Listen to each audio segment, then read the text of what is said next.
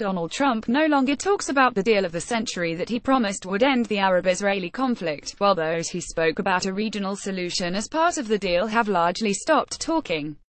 When the U.S. president's son-in-law, Jared Kushner, who is very close to the Israelis, sounds desperate when he talks about the solution, as leaks suggest, it means that Trump's share of success in this regard will not exceed that of his predecessors. This is a conflict that cannot be solved easily, for reasons that have nothing to do with Arabs who speak frequently about being ready for such solution.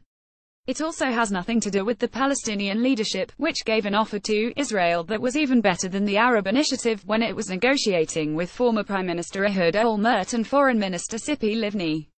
The issue is related to the number of concessions that the Israeli occupation authorities require, which are related mainly to Jerusalem, in addition to the issue of land and sovereignty. The main characters of the deal of the century are struggling with their own crises. Trump still suffers from Israel's defiance, and even indifference, toward him. This was clear in the Congress vote on the draft sanctions against Russia, which he described as shameful, in addition to Obamacare, not to mention daily media sarcasm. He has no other priority but to make sure that he stays in office, which is something about which there is still much speculation, even after just 7 months of his first term. Israeli Prime Minister Benjamin Netanyahu, in turn, is suffering from the allegations of corruption that are following him, which seem more serious this time, and are putting his fate, and that of his government, on the brink. Kushner, the godfather of the supposed deal, is also accused of communicating with the Russians and making deals with them. Read as Trump making the Middle East great again. Moreover, recent events at Al-Aqsa Mosque and the uprising of the Palestinians, which ended with the Israelis backing down, have played a role in pulling the curtain down on the deal of the century and regional solution. The uprising not only embarrassed the PA and imposed a different position on it, but also embarrassed the Arab regimes and made the idea of normalization with the enemy more obviously criminal. This sacred cause has its own rituals, and here too, on this land, is a people that still surprises the world with their heroism.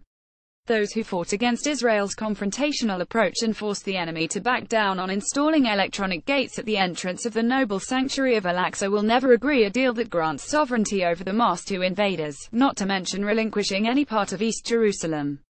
They're also not naive enough to accept temporary solutions that pave the way for this.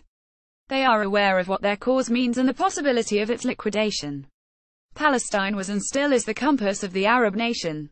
Although Arab and Islamic interaction with the AQSA uprising was less than expected, this was due to the current tense atmosphere and well-known positions of the regional regimes. Those who followed social media outlets can tell that Arab public reactions were much more favorable toward the Palestinian situation than the reactions of the regimes. Hands-off Al-Aqsa ending the Palestinian cause is a big illusion. The enemy's dreams of success after Oslo and the occupation of Iraq will be destroyed, despite the weakness of the Arabs and the presence of Trump in the White House. The Palestinians will regain the momentum and begin a new, comprehensive uprising against the enemy, even though we might think that the whole world, including the Palestinian and Arab leadership, is working to stop that from happening by all possible means. It is they who are deluded, not the ordinary Palestinians struggling on the ground. This piece first appeared in Arabic in the New Khaleej on the 9th of August 2017.